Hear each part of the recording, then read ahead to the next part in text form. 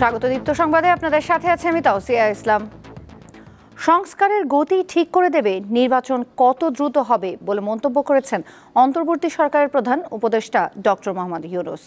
জলবায়ু সম্মেলন উপলক্ষে আজারবাইজানের রাজধানী বাকুতে অবস্থান করা প্রধান উপদেষ্টা বুধবার বার্তা সংস্থা AFP-কে এই কথা জানান।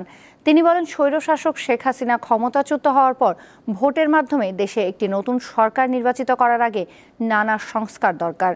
শান্তিতে নোবেলজয়ী এই অর্থনীতিবিদ জোর দিয়ে বলেন, তিনি দেশকে একটি গণতান্ত্রিক নির্বাচনের দিকে নিয়ে যাবেন। বলেন, সম্ভাব্য সাংবিধানিক সংস্কারের পাশাপাশি সরকার, জাতীয় সংসদ ও নির্বাচনী বিধিমালার কাঠামোর বিষয়ে দেশে দ্রুত ঐকমত্য দরকার। ডক্টর ইউনূস বলেন, অন্তর্বর্তী সরকারের মেয়াদ যথাসম্ভব সংক্ষিপ্ত হওয়া উচিত।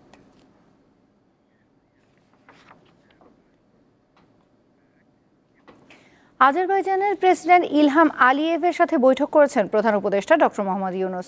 স্থানীয় সময় বৃহস্পতিবার COP29 জলবায়ু সম্মেলনের ফাঁকে তিনি আজারবাইজানের প্রেসিডেন্টের সাথে বৈঠক করেন। প্রধান উপদেষ্টার উপ প্রেস সচিব অপূর্ব জাহাঙ্গীর জানিয়েছেন, বৈঠকে উভয় নেতা দুদেশের পারস্পরিক স্বার্থ সংশ্লিষ্ট বিভিন্ন বিষয় নিয়ে আলোচনা করেন।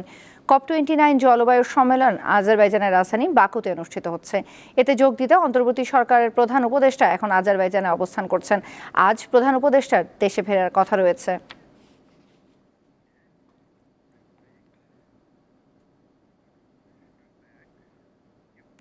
আমন ধান বাজারে এলে চালের দাম কমতে শুরু করবে বলে জানিয়েছেন খাদ্য উপদেষ্টা আলী ইমাম মজুমদার। বৃহস্পতিবার খাদ্য অধিদপ্তরে খাদ্য পরিস্থিতি সংক্রান্ত সমন্বয় সভা শেষে সংবাদ সম্মেলনে তিনি এই কথা জানান। উপদেষ্টা বলেন, এবার আমনের দাম প্রতি কেজিতে 3 টাকা বাড়িয়ে 30 টাকা করা হয়েছে।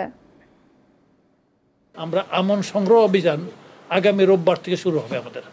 আমরা চেষ্টা করব যতটা সম্ভব আমরা আভ্যন্তরীণভাবে সংগ্রহ করতে পারবো ততটা আমরা লাভবান হব। আমন ধানের আগের বারে যে দাম দেওয়া হয়েছিল তার চেয়ে কেজি প্রতি 3 টাকা বাড়ানো হয়েছে। 3 টাকা বাড়ানো হয়েছে ধানে এবং চালেও বাড়ানো হয়েছে। তো সেক্ষেত্রে তো আমরা আশা করছি যে আমরা একটা রিজনেবল পরিমাণ ধান চাল সংগ্রহ করতে পারবো। এই বিদ্যুৎ ও জ্বালানির দ্রুত সরবরাহ বৃদ্ধি বা কুইক রেন্টাল সংক্রান্ত আইনের দায়মুক্তির সিদ্ধান্ত অবৈধ বলে আদেশ দিয়েছে হাইকোর্ট। বৃহস্পতিবার বিচারপতি ফারা মাহবুব ও বিচারপতি দেবাশিস রায়চৌধুরীর হাইকোর্ট বেঞ্চ এই আদেশ দেয়। এর আগে 2 সেপ্টেম্বর কুইক রেন্টাল সংক্রান্ত আইনের দায়মুক্তি ও ক্রয় সংক্রান্ত 2টি ধারা কেন অবৈধ হবে না তা জানতে চেয়ে রুল জারি করেছিল আদালত। 2009 সালে আওয়ামী লীগ সরকার ক্ষমতায় আসার পর বিদ্যুৎ সংকট দ্রুত সমাধানের লক্ষ্যে বেশ কয়েকটি কুইক রেন্টাল বিদ্যুৎ কেন্দ্রের অনুমোদন দেয়। এসব ভাড়াভিত্তিক বিদ্যুৎ কেন্দ্রকে বৈধতা দিতে 2010 সালে প্রণয়ন করা হয় বিদ্যুৎ ও জ্বালানির দ্রুত সরবরাহ বৃদ্ধি বিশেষ বিধান আইন। শুরুতে 2 বছরের জন্য এই আইন করা হলেও পরে কয়েক দফায় সময় বাড়ানো হয়।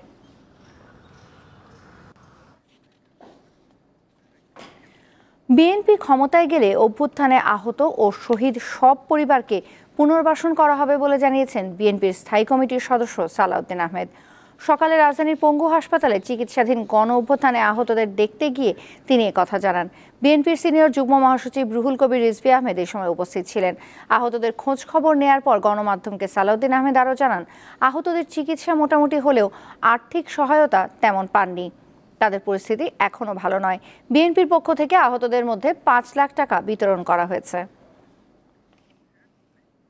তারা অনেকেই বলেছেন যে তাদেরকে প্রতিশ্রুত 1 লক্ষ টাকা করে দেওয়ার কথা, সেটা এখনো পাননি। আমরা অনুরোধ করছি সরকারের কাছে, যারা এটার দায়িত্ব নিয়েছেন তারা যেন আর্থিক সহায়তা খুব দ্রুত পৌঁছে দেন। এমন কিছু ইনজুরি আছে শরীরে যে এখানে সুস্থ চিকিৎসা বাংলাদেশে হয়তো এত উন্নত চিকিৎসা সম্ভব নয়। তাদের প্রত্যেককে বিদেশে প্রেরণ করার জন্য আমরা আহ্বান জানাচ্ছি। রাজনৈতিক দলগুলো এখনো সচেতন হয়নি, এখনো দখলদারিত্ব চলছে। 5 আগস্টের আগেও অবিচার ছিল, এখনো অবিচার চলছে, এমন মন্তব্য উঠে এসেছে সুজনের গোলটেবিল আলোচনায়।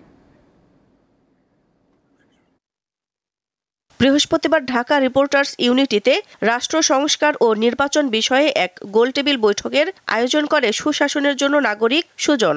এ সময় বক্তারা জানান, বিগত সরকারের আমলে নির্বাচন ব্যবস্থা ধ্বংস হয়ে গিয়েছিল। বিগত 3টি জাতীয় নির্বাচনকে প্রকৃত অর্থে নির্বাচন বলা যায় না। প্রধানমন্ত্রীর ক্ষমতা কমিয়ে ফেলতে হবে। তারা বলেন, আগে রাষ্ট্র সংস্কার নাকি নির্বাচন, এই বিতর্কে না গিয়ে ভাবতে হবে কোনটা অন্তর্বর্তী সরকার করবে এবং কোনটা নির্বাচিত সরকার করবে। বক্তারা জানান, সংবিধান হোলি ডকুমেন্ট, কিন্তু এর সাথে পলিটিক্যাল অ্যাডজাস্টমেন্ট না থাকলে এটার কোনো দাম নেই। রাজনৈতিক দলের মধ্যে একটা জাতীয় সনদ বা সমঝোতার স্মারক স্বাক্ষর, যাতে যে দলই সরকার গঠন করুক না কেন তারা এই সংস্কারের উদ্যোগ গ্রহণ করতে বাধ্য হয়। যে সংবিধান যত উন্নত করা হোক না কেন, পলিটিক্যাল অ্যাডজাস্টমেন্ট ছাড়া, পলিটিক্স অফ অ্যাকোমোডেশন ছাড়া বাংলাদেশে শান্তি আসতে পারে না। গণতান্ত্রিক সমাজ সবার চাওয়া, কিন্তু গণ অভ্যুত্থানে যারা জীবন দিয়েছে তাদের বিনিময়ে কি বৈষম্যহীন সমাজ পাচ্ছে জনগণ, এমন প্রশ্ন রাখেন বক্তারা।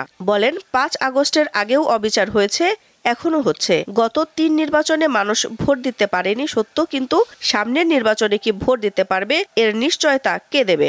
অবশ্যই নির্বাচনের সময় যারা অন্যায় করেছে, অপরাধ করেছে, তাদের বিচার করতে হবে, বিচারের মুখোমুখি দাঁড় করাতে হবে, অথবা তাদের একই সঙ্গে তাদের ক্ষমা চাইতে হবে যা হয়েছে।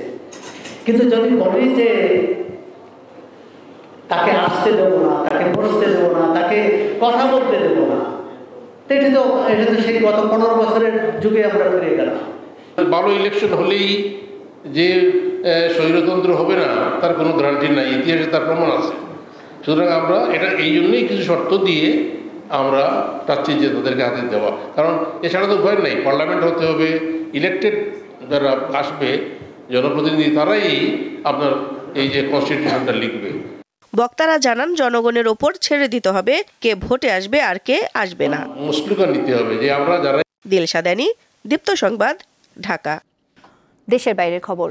যুক্তরাষ্ট্রের নবনির্বাচিত প্রেসিডেন্ট ডোনাল্ড ট্রাম্প ও বর্তমান প্রেসিডেন্ট জো বাইডেনের মধ্যে বৈঠক অনুষ্ঠিত হয়েছে। স্থানীয় সময় বুধবার হোয়াইট হাউসে এ বৈঠক হয়। হোয়াইট হাউসের মুখপাত্র জানান, ট্রাম্প ও বাইডেনের মধ্যে 2 ঘণ্টাব্যাপী বৈঠক হয়েছে। এতে যুক্তরাষ্ট্রের জাতীয় নিরাপত্তা ও অভ্যন্তরীণ নীতি সংক্রান্ত বিভিন্ন বিষয় নিয়ে আলোচনা হয়েছে।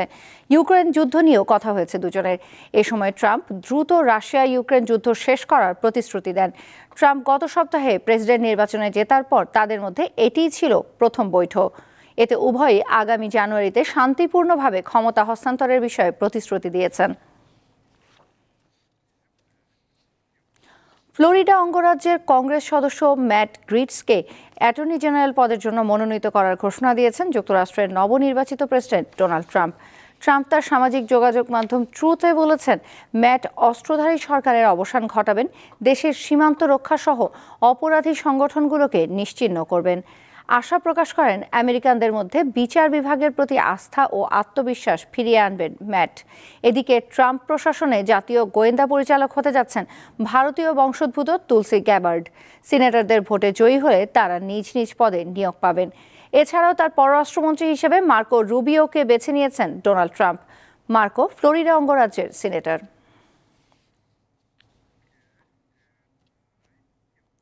ফিলিস্তিনের গাজায় ইসরায়েলি হামলায় আরও 47 জন ফিলিস্তিনি নিহত হয়েছেন। ফিলিস্তিনের স্বাস্থ্য মন্ত্রণালয় জানায়, বৃহস্পতিবার সকালে জাবালিয়া শরণার্থী শিবিরে চালানো হামলায় 7 জন মারা গেছে। এতে উপত্যকাটিতে নিহতের সংখ্যা বেড়ে 43,700 ছাড়িয়ে গেছে। এদিকে লেবাননে হিজবুল্লাহ যোদ্ধাদের সঙ্গে সংঘর্ষে অন্তত 6 ইসরায়েলি সেনা নিহত হয়েছে। বুধবার ইসরায়েলি সামরিক বাহিনীর বরাতে এ তথ্য জানায় আন্তর্জাতিক গণমাধ্যম। গত সেপ্টেম্বর থেকে লেবাননে হিজবুল্লাহর উপর আক্রমণ বৃদ্ধির পর থেকে এ পর্যন্ত 100 ইসরায়েলি সেনা নিহত হয়েছে।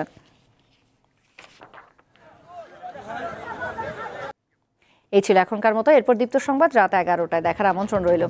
এছাড়াও অনলাইনে আরো নতুন নতুন তথ্য পেতে যুক্ত থাকুন দীপ্ত ডিজিটাল প্ল্যাটফর্মগুলোতে।